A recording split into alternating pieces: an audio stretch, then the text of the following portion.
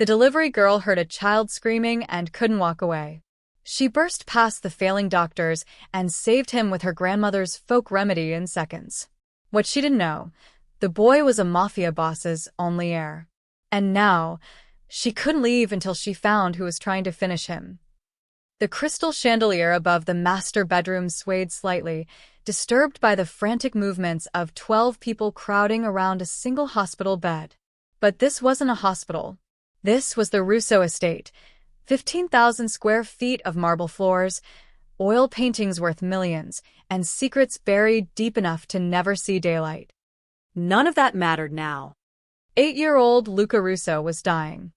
His small body convulsed violently against the silk sheets, back arching unnaturally as foam gathered at the corners of his mouth.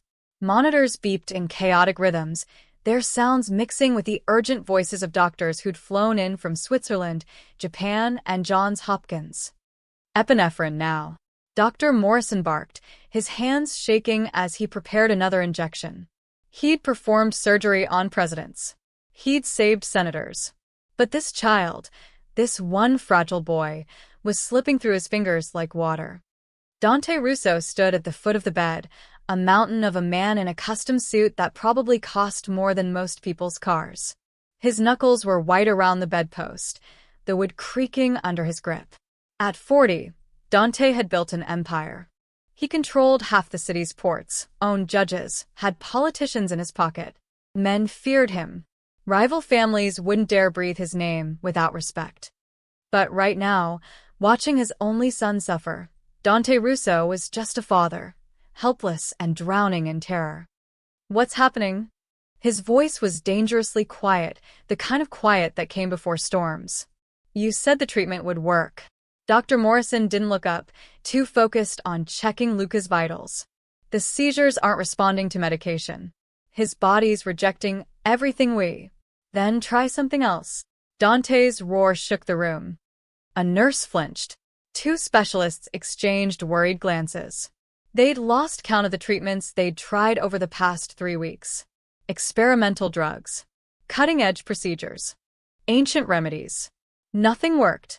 In fact, Luca only got worse. "Mr. Russo."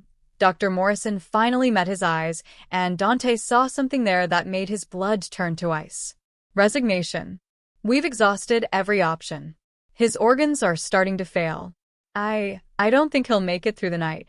The words hung in the air like a death sentence. Dante's hand moved to his waistband, where his Glock rested. His fingers wrapped around the grip. "Let me make something crystal clear, doctor.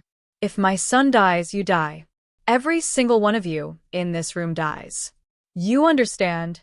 It wasn't a threat. It was a promise." Dr. Morrison's face went pale, but before he could respond, Luca's monitor began shrieking. The boy's eyes rolled back, his body going rigid. "He's crashing. Get the defibrillator." The room exploded into chaos. Doctors shouted orders. Nurses scrambled. Medical equipment clattered. And through it all, Dante stood frozen, watching his son die in front of him. He'd killed men, destroyed families, built his empire on blood and fear. But he couldn't save his own child. A knock on the door went unnoticed at first. Then another, more insistent. "Not now," someone shouted. The door cracked open anyway, and Maria, the head of kitchen staff, poked her head in nervously. "Mr. Russo, I'm so sorry to interrupt, but..." "Get out." Dante's voice was a thunderclap. Maria flinched but didn't leave. "Sir, the herbal delivery is here. For tonight's dinner. She says she needs a signature, or she can't leave the..." "I don't give a damn about dinner." Dante turned on her, and Maria stumbled backward. But she'd worked for the Russo family for 20 years. She knew when to push. "I know, sir. I'm sorry. I'll send her away. I just thought..." The chef ordered special herbs. Medicinal ones. From that organic farm you approved last month. For Master Luca's special meals. Something in those words made Dante pause. Medicinal herbs. They'd tried everything else. Luca's diet had been carefully controlled, supervised by nutritionists and specialists. Before he could respond, A woman's voice drifted up from the hallway. "Is everything okay?" I heard shouting. Then came the sound that changed everything. Luca screamed, a raw, agonized sound that didn't belong to a child. It was the sound of pure suffering. And Anna Carter, standing in the hallway with a crate of fresh herbs in her arms, felt that scream pierce straight through her chest. She didn't think. Didn't hesitate. Anna had spent 32 years learning to mind her own business. As a single mother working 3 jobs just to keep her daughter fed, she'd mastered the art of keeping her head down. Deliver the packages. Collect the signature. Move on to the next stop. But that scream, that desperate, dying sound, it shattered something inside her. Her grandmother's voice echoed in her memory. "When you hear someone suffering, Anna, you help. That's what we do. That's who we are." Anna dropped the crate. She pushed past Maria, ignoring the shocked gasp. She burst through the bedroom door, and the scene before her froze her blood. The enormous room, the desperate doctors, the machines screaming warnings, and in the center of it all, a small boy dying on white sheets. "Who the hell?" someone started. But Anna was already moving, her sneakers squeaking on the marble floor as she rushed to the bedside. A doctor tried to block her, but she ducked under his arm with the agility of someone who'd spent years dodging trouble. "Get her out of here," Dr. Morrison shouted. Anna didn't listen. She reached Luca's side and placed her hands on his small chest, feeling the violent spasms racking his body. His skin was burning. His lips were blue. His eyes stared at nothing. She'd seen this before. Not in a hospital. Not in any medical textbook. But 20 years ago, in her grandmother's tiny kitchen, when Anna's cousin had nearly died from. "Ma'am, you need to leave immediately." A security guard grabbed her shoulder. Anna spun around, and for the first time, she locked eyes with Dante Russo. The Mafia boss stared at this stranger, this nobody in a delivery company polo shirt and worn jeans, who just charged into his son's room like she belonged there. "Touch me again, and you'll regret it," Anna said quietly, her voice steady despite her racing heart. "That boy doesn't have time for your protocols." Dante raised his hand, stopping the guard. Something in this woman's eyes, a fierce, desperate determination, made him hesitate. "You have 30 seconds, Dante said. Then I put a bullet in your head." Anna turned back to Luca. 30 seconds to save a dying child. 30 seconds to change everything. She rolled up her sleeves and got to work. Anna's hands moved with a certainty that surprised even herself. She'd watched her grandmother do this exact thing when Anna was 12 years old. Her cousin Danny had eaten something toxic, his body shutting down just like this boy's. The ambulance was 20 minutes away. Grandma Rose hadn't waited. "I need hot water, clean towels, and those herbs, the ones I just delivered. The rosemary, thyme, and the dried lavender." Anna's voice cut through the chaos with unexpected authority. Nobody moved. "Now," she barked. Maria disappeared, her footsteps echoing down the hallway. Dr. Morrison stepped forward, his face red with indignation. "Mr. Russo, this is insane. This woman has no medical training. She's going to kill your son." Dante's gun cleared its holster in one smooth motion, the barrel now pointed at the doctor's forehead. "My son is already dying. You said so yourself. So either she kills him or you did. At least she's trying something new." The doctor's mouth opened and closed like a fish. 19 seconds left, Dante said to Anna, his eyes never leaving the doctor. Anna pressed her fingers against Luca's neck, finding the pulse points her grandmother had taught her. The boy's heart was racing erratically, like a car engine misfiring. She applied pressure, gentle but firm, on specific spots along his throat and collarbone. "What are you doing?" a nurse whispered. "His nervous system is in overdrive," Anna said, her fingers moving to new pressure points along Luca's arms. "Everything's firing at once. I'm trying to reset it. Like rebooting a computer." It sounded crazy. It probably was crazy. But her grandmother's voice echoed in her head. The body remembers how to heal itself, Anna. Sometimes it just needs a reminder. Maria burst back into the room, arms loaded with supplies. I brought everything. Anna grabbed a towel and plunged it into the steaming water, then wrung it out partially. She scattered herbs across the hot cloth, rosemary for circulation, thyme for the respiratory system, lavender for the nervous system. The sharp, medicinal scent filled the room immediately. This is medieval nonsense, Dr. Morrison protested, but his voice was weaker now. Anna folded the herbed cloth and pressed it against Luca's chest, right over his heart. Then she began rubbing, slow, rhythmic circles that matched the pattern of a healthy heartbeat. Her other hand continued working the pressure points on his neck and arms. 1, 2. 3 she counted under her breath, her movements precise and deliberate. Luca's body jerked violently. She's making it worse, someone shouted. But Anna didn't stop. She'd seen this before too, the body fighting back before it surrendered to healing. She pressed harder, her circles becoming more insistent.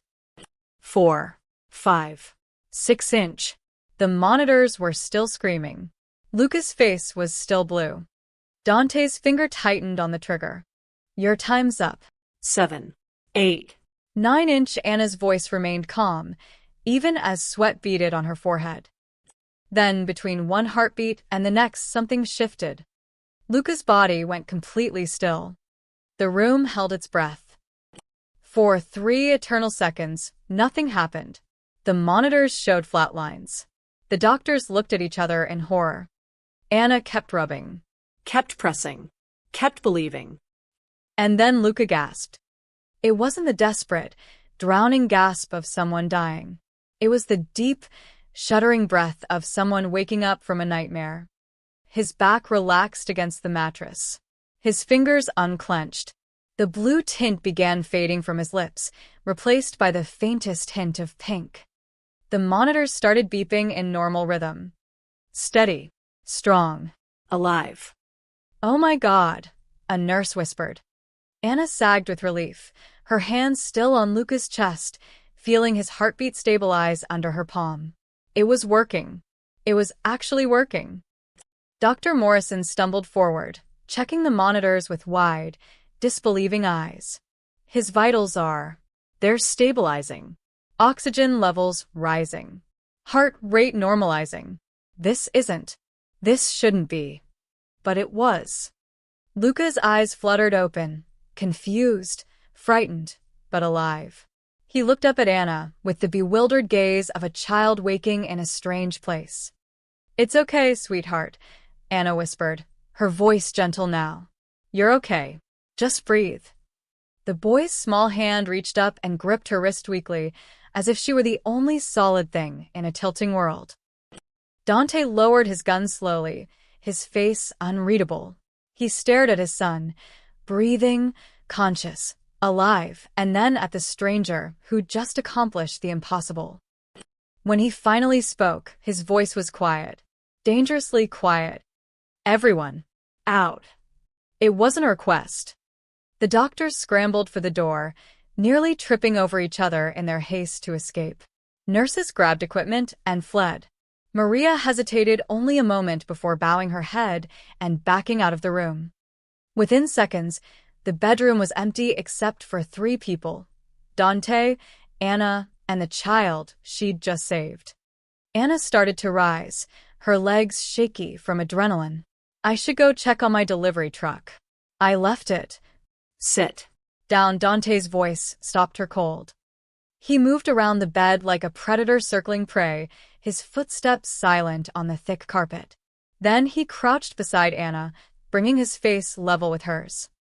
Up close, she could see the exhaustion in his eyes, the fear he'd been hiding, the dangerous edge of a man who'd just watched his world nearly end. Tell me who you are, Dante said, each word carefully measured. Tell me how you just did what 1,000 doctors, specialists, and surgeons couldn't do. And tell me the truth, because I'll know if you're lying. Anna met his gaze steadily, even though her heart was hammering. My name is Anna Carter. I'm a delivery driver. I work for Fresh Harvest Organics, and I was supposed to drop off herbs and get a signature. That's it. That's all I am. Nobody is just anything, Dante said. Try again. I learned that technique from my grandmother, Anna continued, her voice stronger now. She was an herbalist. Grew up in a small town in Kentucky where doctors were 2 hours away. She had to learn how to heal people with what she had. She taught me before she died. Dante studied her face for a long moment, searching for deception. You expect me to believe a delivery driver just happened to save my son's life with folk medicine? I don't expect you to believe anything, Anna replied quietly. I just expect you to let me leave. Your son needs rest, and I have 12 more deliveries before my shift ends. Dante almost laughed. Almost. This woman had walked into a Mafia boss's mansion, saved his dying heir, and now wanted to finish her delivery route like nothing had happened. You're not going anywhere, he said. And Anna realized her real problems were just beginning. Anna's fingers were still trembling when Dante pulled a chair directly in front of her, the legs scraping against the floor with an ominous sound. He sat down slowly, deliberately, his eyes never leaving her face. Let's start simple, he said. Where are you from? Detroit. Born and raised, Anna forced herself to hold his gaze, even though every instinct screamed at her to look away. Moved here 3 years ago after my divorce. Family? A daughter. Emily. She's 7-inch, Anna's voice caught slightly. She's at after-school care right now, waiting for me to pick her up. Dante tilted his head. So you're telling me a single mother from Detroit, working as a delivery driver, just happens to know ancient healing techniques that stumped the best medical minds in the world. It's not ancient. It's just forgotten. Anna wiped her palms on her jeans. My grandmother was born in 1940. Back then, people in rural areas had to figure things out themselves. She learned from her mother, who learned from hers. It was survival, not magic. Convenient story. It's the truth, Anna's voice hardened slightly. Look, I understand you live in a world where everyone has an angle. Everyone wants something. But I literally stumbled into this room because I heard a child screaming. That's it. I'm not a spy, not a rival family plant, not anything except someone who couldn't walk away. Dante leaned back, studying her. In his line of work, he'd learned to read people. Liars had tells, shifting eyes, nervous tics, stories that were too perfect. This woman was terrified, yes, but her fear felt genuine. Raw. Behind him, Lucas stirred slightly, making a small sound. Anna's attention immediately shifted to the boy, her whole body angling toward him protectively. That reaction, that unconscious, maternal instinct that was harder to fake. Can I check on him? Anna asked. Dante nodded once. Anna moved to Luca's bedside, her movements gentle as she checked his forehead for fever. The boy's eyes were closed now, his breathing steady but shallow. She pulled back his upper lip carefully, examining his gums, then tilted his head slightly to look at his tongue. Her brow furrowed. What? Dante was beside her in an instant. His tongue, Anna said quietly. See that discoloration? The slight greenish tint around the edges. Dante looked. He'd seen his son examined by dozens of doctors, but none of them had mentioned anything about his tongue. Then again, they'd been so focused on the seizures, the organ failure, the immediate crisis. What does it mean? Anna bit her lip, thinking. When my cousin got sick, his tongue looked like this. Grandma said it meant something toxic was in his system. Not an illness. A poison. The word hung in the air like a knife. Poison, Dante repeated, his voice flat. I could be wrong, Anna added quickly. I'm not a doctor. But the symptoms, the way he seizes, the way his body rejects every treatment, it doesn't feel like a disease. It feels like his body is fighting something that keeps getting reintroduced. Dante's jaw clenched, so hard Anna heard his teeth grind. Keep talking. You said the doctors have been treating him for 3 weeks? When Dante nodded, Anna continued. Has there been any pattern? Any consistency to when the seizures happen? They're random. Morning, night, afternoon. Dante stopped. His eyes narrowed. Wait. No. They always happen within an hour after meals. Every single time. Anna's stomach dropped. That's not random. She watched Dante's expression change, saw the moment understanding crashed over him like a tidal wave. This wasn't some mysterious illness. This wasn't bad luck or God's punishment or any of the things he'd been telling himself at night. Someone was poisoning his son. Someone in his house. Someone with access to Luca's meals. Someone who'd looked him in the eye for 3 weeks while slowly murdering his child. Who prepares his food? Anna asked softly. The kitchen staff. Head chef Mario, 2 assistants. But every meal is supervised. Dante's hands curled into fists. Rocco oversees all household operations. He personally approves everyone on rotation near Luca. He checks every ingredient, He stopped mid-sentence. Anna saw something terrifying flash across his face. Not just anger. Something deeper. A betrayal so profound it physically hurt. Rocco, Dante whispered. He's my right hand. My oldest friend. We grew up together. He's Luca's godfather. I'm sorry, Anna said, and she meant it. She knew what betrayal felt like. Her ex-husband had cleaned out their bank account and disappeared with his secretary. But that was money. This was a child's life. Dante stood abruptly, pulling out his phone. His thumb hovered over the screen. Then he stopped. Put it away. If I'm right, he said slowly, and Rocco discovers I know, Luca becomes a liability. He'll finish the job before I can act, he turned to Anna. You're sure about this? No, Anna admitted. I'm a delivery driver who learned folk medicine from her grandmother. But those doctors couldn't figure it out in 3 weeks. Sometimes the simplest answer is the right 1 inch. Dante looked at his son, small, fragile, innocent, and something murderous settled in his eyes. If someone in my organization is trying to kill my heir, he said quietly, they're declaring war on me. And I don't lose wars. He turned back to Anna, and she saw the full weight of who he really was. Not a desperate father. A mob boss. You're staying here, Dante said. You keep Luca alive, and you help me find proof. You do that, and I'll make sure you and your daughter are protected for life. And if I refuse? Dante's smile didn't reach his eyes. You're a smart woman, Anna. You know there's no refusing.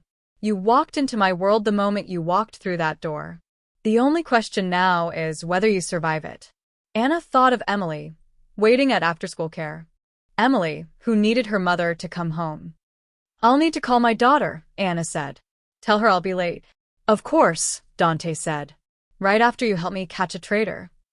The guest room Dante assigned to Anna was bigger than her entire apartment.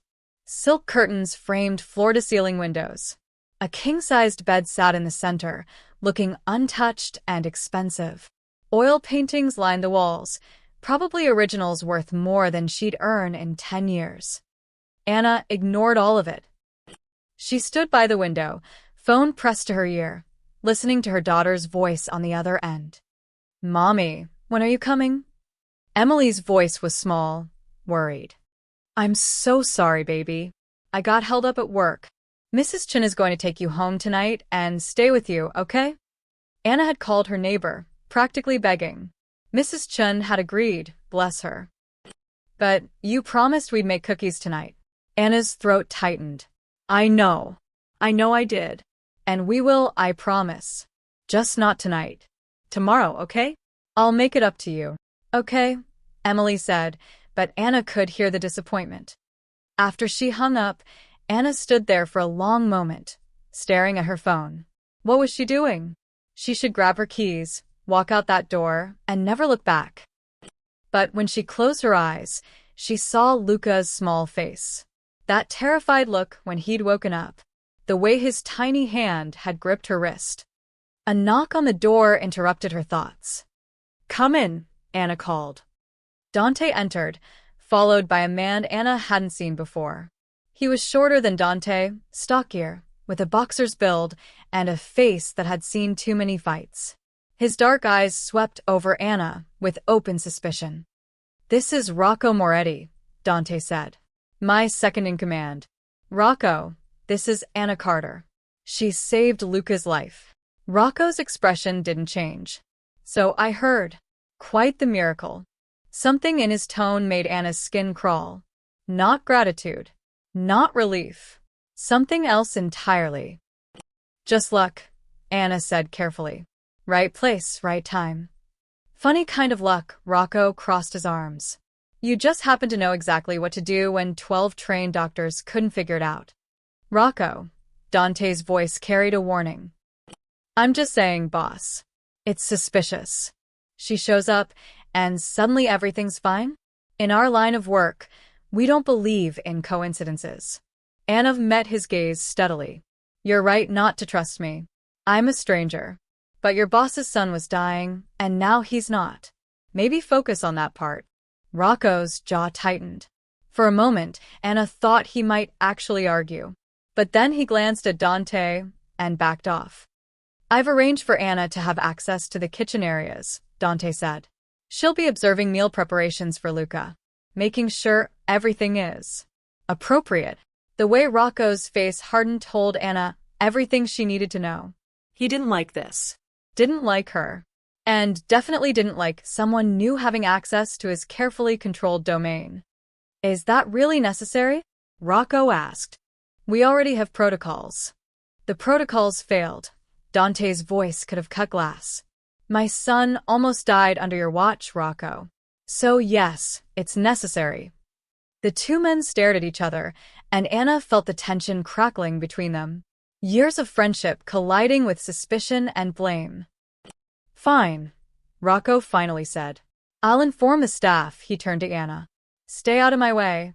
After he left, Dante moved to the window, looking out over the estate grounds. "He's been with me for 15 years. Saved my life twice. Stood beside me when everyone else ran. And now you think he's trying to kill your son," Anna said quietly. "I don't know what to think," Dante's voice was tired. "But I need to know the truth. And I need you to help me find it." He turned around, pulling an envelope from his jacket. "There's $50,000 in here. Down payment. Help me catch whoever's doing this, and you'll get 10 times that. Plus protection for you and your daughter. New identities if you want them. A house. Whatever you need." Anna stared at the envelope. $52,000. That was Emily's college fund. That was security. That was everything they needed. She didn't take it. "I don't want your money," Anna said. Dante's eyebrows rose. "Everyone wants money. I want your son to be safe." "That's it," Anna's voice was firm. "I'm not doing this for money or protection or anything else. I'm doing it because a child is being hurt, and I can help stop it." For the first time since they'd met, Dante smiled, a real smile, not the dangerous ones he'd been using. "You're either the bravest person I've ever met or the dumbest." "Probably both," Anna admitted. Dante put the envelope away and walked to the door. Then he stopped, his hand on the frame. "Let me make something clear, Anna. This isn't a negotiation. You're not a guest. You're not an employee." He looked back at her, and his eyes were cold again. "You're mine until this is over. You find me the person who did this, and I'll let you walk free. You fail, or you try to run, and there won't be anywhere far enough for you to hide. We clear?" Anna felt the weight of his words settle over her like chains. "Crystal clear," she said. "Good. Kitchen duty starts at 5 a.m. tomorrow. Rocco will show you the ropes." Dante paused. "And Anna? Trust no one. Not the staff, not the guards. In this house, everyone has secrets. And some of those secrets are deadly." After he left, Anna sat on the edge of the massive bed, her head in her hands. What had she gotten herself into? Her phone buzzed. A text from Mrs. Chun with a photo of Emily, safely tucked into bed, holding her favorite stuffed rabbit. Anna saved the photo and held the phone close to her chest. "Just find the proof," she whispered to herself. "Find the proof and go home." But deep down, she knew it wouldn't be that simple. It never was. The kitchen at 5 a.m. was a different world. Anna stood in the corner, watching Chef Mario and his team move through their morning routine with military precision. Everything was labeled, organized, accounted for. Every ingredient went through Rocco's approval. Every meal was documented. It all looked perfect. Too perfect. "You're the miracle worker, huh?" Chef Mario said, glancing at Anna while he chopped vegetables. He was a small man with quick hands and suspicious eyes. "The one who saved the boy." "I just got lucky," Anna said, keeping her voice neutral. "Luck," Mario snorted. "In this house, there's no such thing."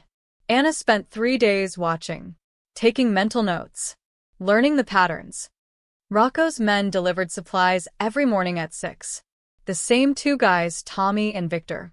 They wore gloves, handled everything with care, logged every item in a leather-bound book.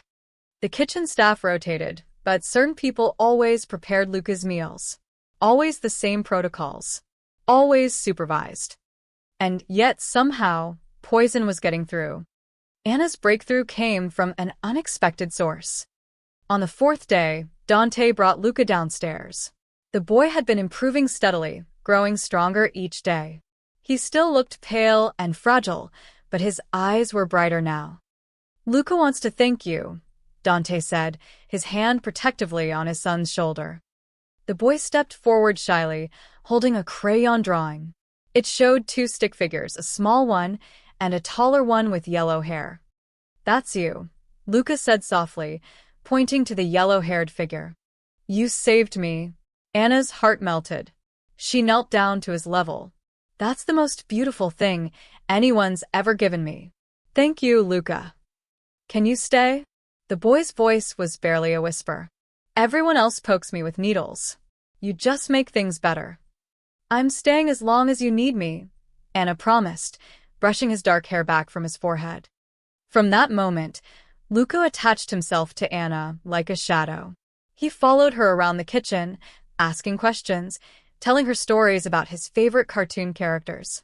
When meal times came, he refused to eat unless Anna tasted the food first.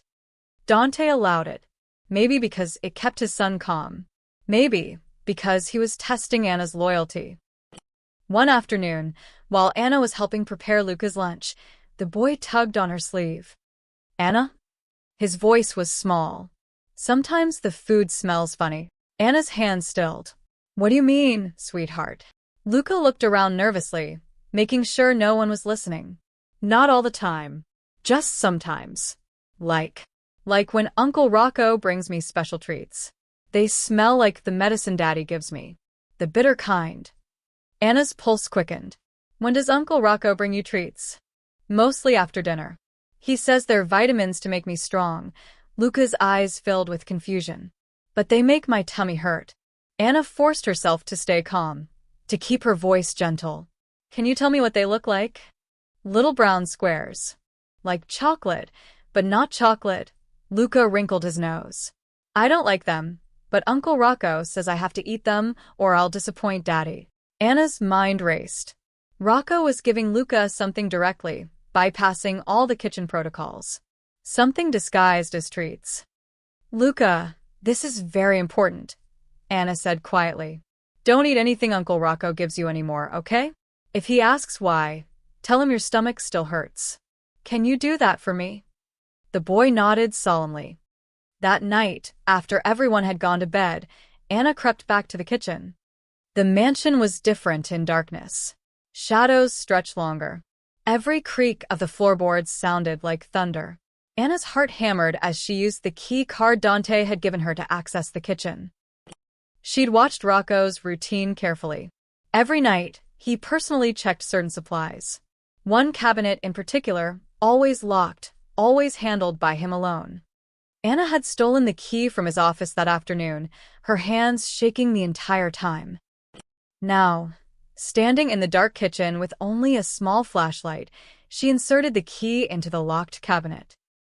It opened with a soft click. Inside were containers of supplements, vitamins, and specialty ingredients for Luca's specific dietary needs. Anna examined each one carefully, holding them up to the light, smelling them, looking for anything unusual. Then she found it. A jar labeled organic cacao powder for Master Luca's smoothies. But when Anna opened it and smelled the contents, her stomach dropped. It didn't smell like chocolate. It smelled medicinal. Sharp. Wrong. She dipped a spoon into the powder and examined it under the flashlight. Among the brown cacao, there were tiny specks of something else. Something greenish. Something that didn't belong. Anna pulled out her phone and took several photos. Then she carefully sealed the jar and put everything back exactly as she'd found it. She was closing the cabinet when she heard footsteps. Anna froze, her blood turning to ice. The footsteps were getting closer. Heavy, deliberate. She turned off her flashlight and pressed herself against the wall, barely breathing. Through the kitchen doorway, she saw a shadow pass. Someone was patrolling, checking. The footsteps paused right outside the kitchen. Anna's hand found a knife on the counter. She gripped it tightly, her palms sweating. The door handle turned slowly. Then, a voice in the distance. "Rocco, boss wants you upstairs." The footsteps retreated. Anna waited 10 agonizing minutes before she dared to move. When she finally slipped out of the kitchen and back to her room, her legs were shaking so badly she could barely walk. She locked her door and sat on the bed, staring at the photos on her phone. She had proof. Real, tangible proof that Rocco was poisoning Luca. But now came the dangerous part, telling Dante, without Rocco finding out first. Because if Rocco discovered what she knew, Anna understood with perfect clarity that she would disappear. They'd find her body in the river, or they wouldn't find her at all. She looked at her phone again, at Emily's picture, her daughter's innocent smile. "I'm sorry, baby," Anna whispered. "Mommy might have made a terrible mistake." Outside her window, she saw Rocco standing in the courtyard, phone pressed to his ear, his expression cold and calculating. And somehow Anna knew. He was already suspicious. The clock was ticking. Anna had 72 hours to figure out how to expose Rocco without getting herself killed. The problem was simple. She couldn't just show Dante the photos and the contaminated cacao powder. Rocco would deny everything, claim someone was framing him, maybe even suggest Anna planted the evidence herself. In a world built on loyalty and paranoia, her word meant nothing against a man who'd stood beside Dante for 15 years. She needed something undeniable, something public, something that would make Rocco condemn himself. The opportunity came on the 5th day. "We're having a celebration dinner tonight," Dante announced at breakfast, Luca sitting beside him, eating scrambled eggs. The boys' recovery. Family and inner circle only. Rocco looked up sharply. "Is that wise?" "Luca's still weak." "Luca's strong enough," Dante said, ruffling his son's hair. "And it's time to show everyone that the Russo family doesn't break. We survive. We thrive." He looked at Anna. "You'll join us, of course. You're the reason we're celebrating." Anna's mind raced. A family dinner. Everyone gathered. Rocco would be there, along with Dante's most trusted men, the capos, the enforcers, the ones who controlled the family's operations. "I'd be honored," Anna said. Rocco's eyes narrowed slightly, watching her. Anna spent the afternoon in the kitchen, ostensibly helping prepare the meal. But her real focus was on something else entirely. She told Chef Mario she wanted to create a special toast, a traditional herbal drink her grandmother used to make for celebrations. Mario, impressed by her knowledge, gave her free rein in the kitchen. Anna worked carefully, preparing individual glasses for each dinner guest. Most contained simple ingredients: honey, herbs, lemon, a touch of brandy. Harmless. Pleasant. But for Rocco's glass, she added something different. She'd raided the medicine cabinet in her room, crushing up tablets that would cause temporary symptoms: rapid heartbeat, sweating, muscle spasms. Nothing dangerous. Nothing permanent. But enough to mimic what Luca had endured. Then she added a tiny amount of the contaminated cacao powder from Rocco's locked cabinet, just enough to make his tongue show the same greenish discoloration Luca had displayed. It was a gamble. A huge, terrifying gamble. If she was wrong about Rocco, she'd just poisoned an innocent man. If she was right but the plan failed, Rocco would know she was onto him. Either way, tonight would end badly for someone. The dining room was magnificent. Crystal chandeliers cast warm light over a table set with china that probably cost more than Anna's car. 12 men in expensive suits took their seats, Dante at the head, Luca beside him in a booster seat, and Rocco directly across from Dante in the position of honor. Anna was seated further down, between two capos who eyed her with curiosity and suspicion. "Gentlemen," Dante raised his wine glass. "3 weeks ago, I thought I'd lost everything. My son was dying, and the best doctors in the world couldn't save him. Then this woman," he gestured to Anna, "walked into my home and did the impossible." Murmurs of agreement rippled around the table. Some men nodded respectfully at Anna. Others looked skeptical. "To Luca's health," Dante continued, "and to second chances." Everyone raised their wine glasses and drank. Anna caught Chef Mario's eye and gave a small nod. Mario stepped forward with a tray of small glasses, each containing Anna's special toast drink. "A traditional family blessing," he announced, "prepared by Miss Carter in honor of Master Luca's recovery." The glasses were distributed. Anna watched carefully as Rocco received his, the one with a slightly darker color, imperceptible unless you knew to look for it. Rocco raised an eyebrow at her. "You made this." "An old family recipe," Anna said, her voice steady despite her racing heart. "My grandmother said it brings protection and reveals truth." Something flickered in Rocco's eyes. Suspicion? Fear. But he couldn't refuse. Not without insulting Dante. Not without drawing attention.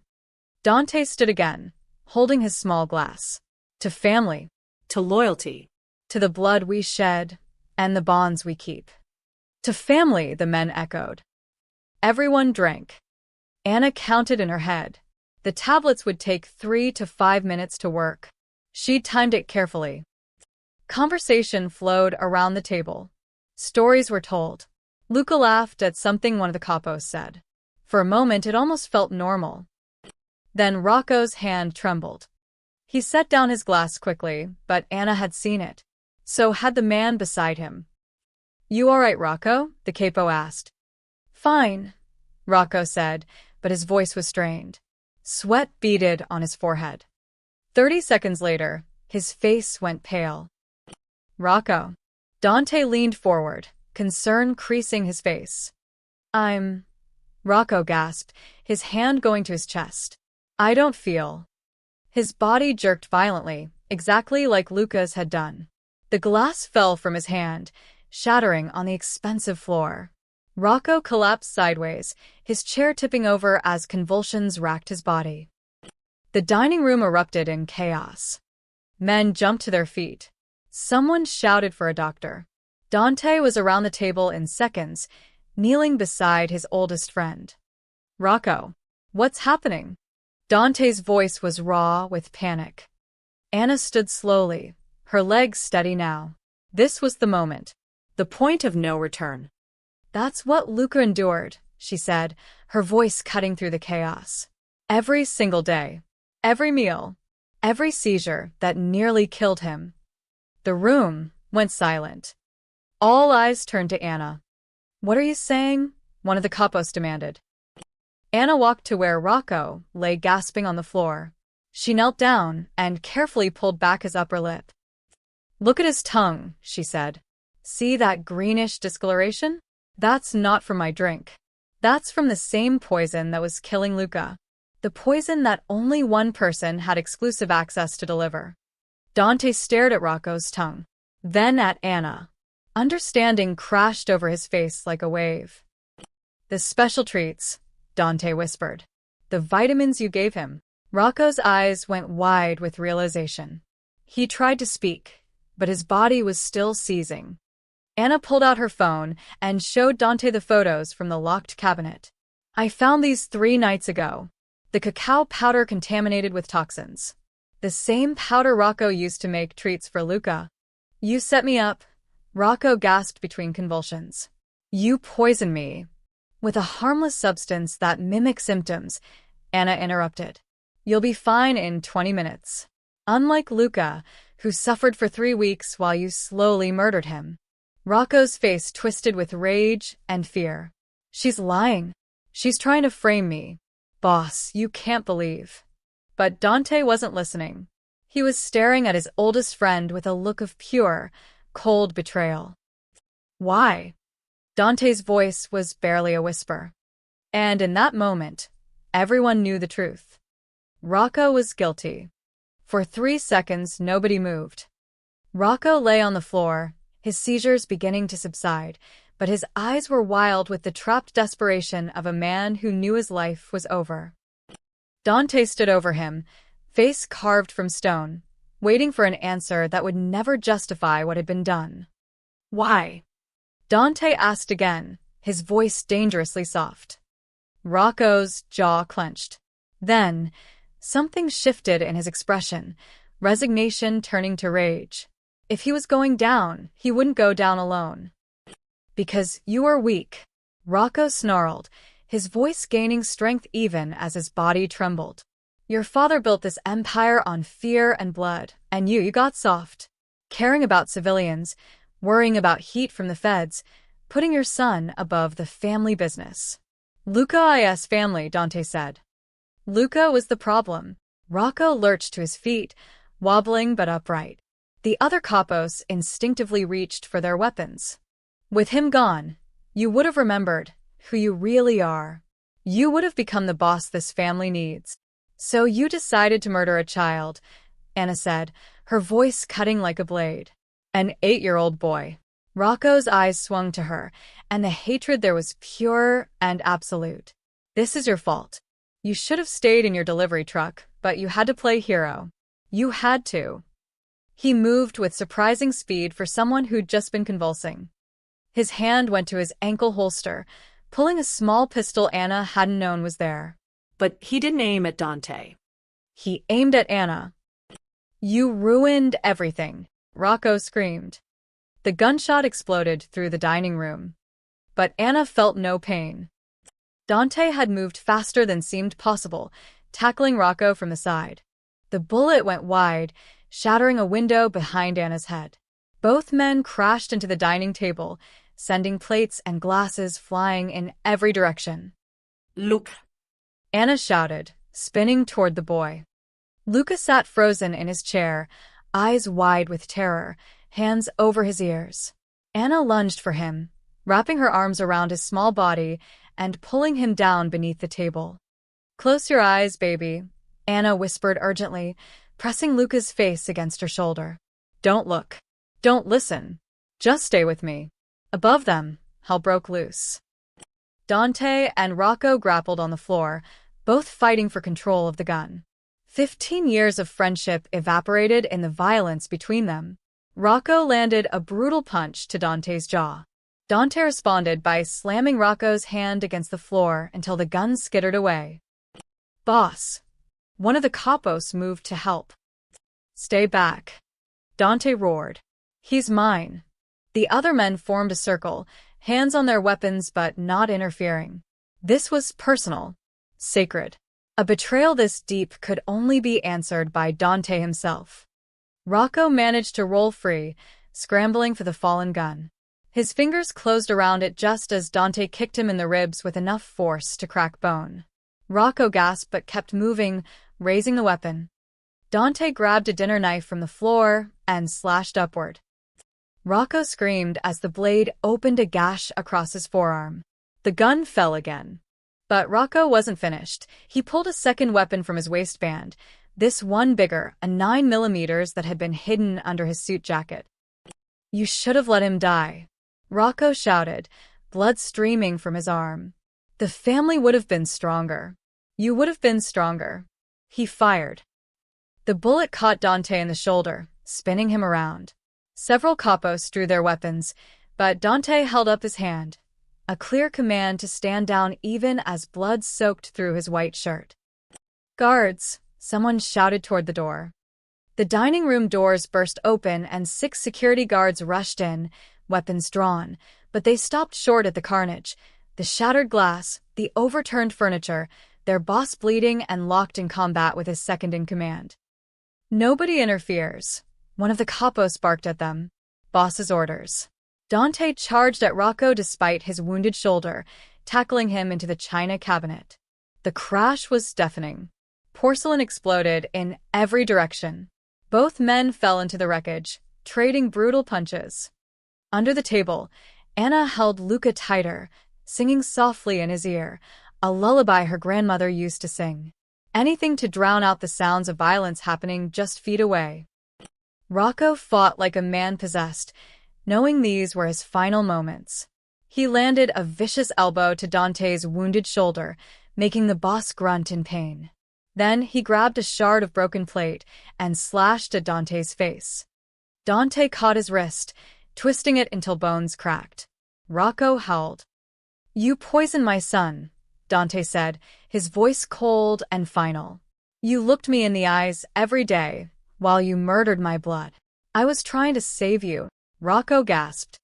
"You killed yourself the moment you touched him." Dante wrenched the gun from Rocco's weakened grip. In one fluid motion, he pressed the barrel against Rocco's forehead and fired. The sound was deafening in the enclosed space. Rocco's body went limp, his eyes staring at nothing. Dante stood slowly, breathing hard, covered in blood, some his own, most of it Rocco's. He looked down at the body of his oldest friend, his brother in everything but blood, and felt nothing but cold satisfaction. "Let this be a lesson," Dante said, addressing the room even though his eyes never left Rocco's corpse. "No one poisons my blood and lives. No one betrays this family and walks away. Loyalty is everything. Without it, you're nothing." The capos bowed their heads, a show of absolute submission and renewed allegiance. "Yes, boss," they murmured in unison. Dante finally looked away from Rocco. "Someone clean this up. Get Dr. Morrison to look at my shoulder." Then his eyes found the overturned table where Anna and Luca were hiding. His expression softened almost imperceptibly. "Anna." "Bring him out." Anna emerged slowly, Luca still clutched in her arms. The boy's eyes were squeezed shut, his small body trembling. Dante knelt down despite his wounded shoulder, reaching out to touch his son's face. "Luca." "It's over. You're safe now." Luca opened his eyes, saw his father's bloody face, and burst into tears. But they weren't tears of fear. They were relief. He reached for Dante, and father and son held each other while Anna stepped back, giving them space. Around them, guards began removing Rocco's body. The nightmare was finally over. The sun rose over the Russo estate 3 days later, painting the sky in shades of pink and gold. Anna stood in Luca's bedroom doorway, watching the boy sleep peacefully for the first time since she'd arrived. No monitors. No desperate doctors. No poison coursing through his small body. Just a child, breathing steadily, dreaming whatever 8-year-olds dream about. She'd barely slept herself. The image of Rocco's final moments played on repeat every time she closed her eyes. She'd seen a man die. Watched Dante execute his oldest friend without hesitation. This was the world she'd stumbled into. This was the price of saving one life. "You're up early." Anna turned to find Dante in the hallway, his arm in a sling from the shoulder wound. He looked tired but somehow lighter, as if a weight had been lifted. "Couldn't sleep," Anna admitted. "Keep thinking about everything." First time witnessing something like that. First time being the reason for something like that. Anna's voice was quiet. "If I hadn't exposed him, he would have kept poisoning my son until Luca died," Dante interrupted. "You saved him twice. Once from the poison, once from the poisoner. Don't carry guilt that belongs to Rocco alone." They stood in silence for a moment, watching Luca sleep. "The other families will hear about this," Dante said finally. "They'll know there was a traitor in my inner circle. Some will see it as weakness. Others will see it as strength, that I dealt with betrayal swiftly and personally. What do you see it as? Anna asked. Dante's jaw tightened. A reminder that trust is earned, not given, and that the most dangerous enemies are the ones who sleep under your roof. Luca stirred, his eyes fluttering open. When he saw Anna, his whole face lit up. Anna. He sat up quickly, reaching for her. Anna moved to his bedside, checking his forehead for fever out of habit. Good morning, sweetheart. How do you feel? Good. Really good. Luca looked between her and his father. Is it really over? Am I really safe now? Dante sat on the edge of the bed, his good hand resting on Luca's shoulder. You're safe. I promise you. No one will ever hurt you like that again. Because of Anna, Luca threw his arms around her, hugging her tightly. She saved me. She's like Aunt Anna. The title hung in the air, simple, innocent, profound. Anna felt tears prick her eyes. Aunt Anna. I like that.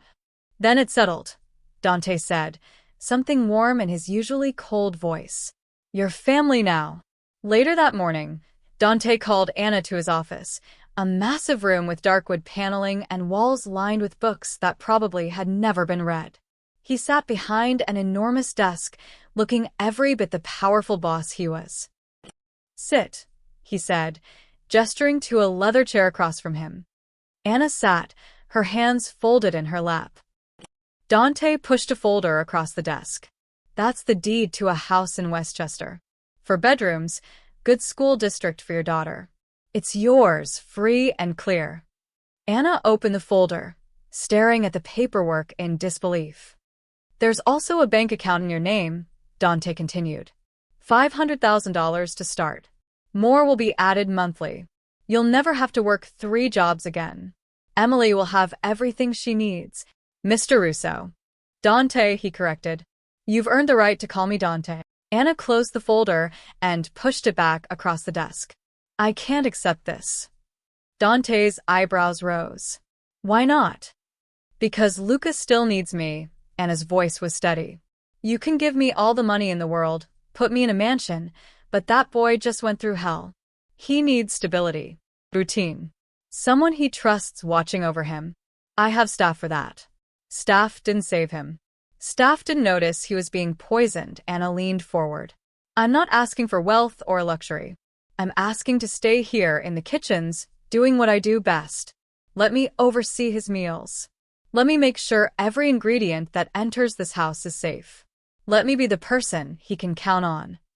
Dante studied her for a long moment. You want to be a kitchen worker? When you could have a mansion? I want to be the person who keeps your son alive, Anna said simply. Everything else is just noise. For the first time since they'd met, Dante laughed, a real, genuine laugh. You're the strangest woman I've ever met, Anna Carter. I'll take that as a compliment. It is. Dante stood, extending his hand. All right. You stay. You watch over Luca. You make sure he's safe. But the house and the money, they're yours anyway. For Emily. For your future. Consider it payment for a debt I can never truly repay. Anna shook his hand. Thank you. Dawn broke the next morning, and Anna found herself on the balcony outside Luca's room. The boy stood beside her in his pajamas, his small hand wrapped in hers, watching the sun climb over the horizon. It's pretty, Luca said softly. It is, Anna agreed. Every sunrise is a gift, a chance to start over. Will you really stay? Forever and ever? Anna squeezed his hand gently. As long as I breathe, no harm will come to you again. That's a promise. Behind them, the balcony door opened. Dante stepped out, coffee in his good hand, watching the two of them silhouetted against the golden light. He'd lost his oldest friend, discovered betrayal in his own house, nearly lost his son. But standing here, watching Anna protect Luca with the fierce devotion of a mother, Dante realized something. Sometimes the people who save you aren't the ones you expect. Sometimes they're just delivery drivers with kind hearts and grandmother's wisdom. Sometimes they're exactly what you need. Thank you, Dante said quietly, though neither Anna nor Luca heard him. The words weren't for them, anyway. They were for whoever was listening, fate, God, the universe, for sending this woman into his life at exactly the right moment. For giving him a second chance.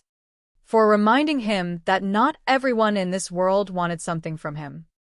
Some people, like Anna Carter, just wanted to help. And in Dante Russo's dark world, that was the rarest gift of all.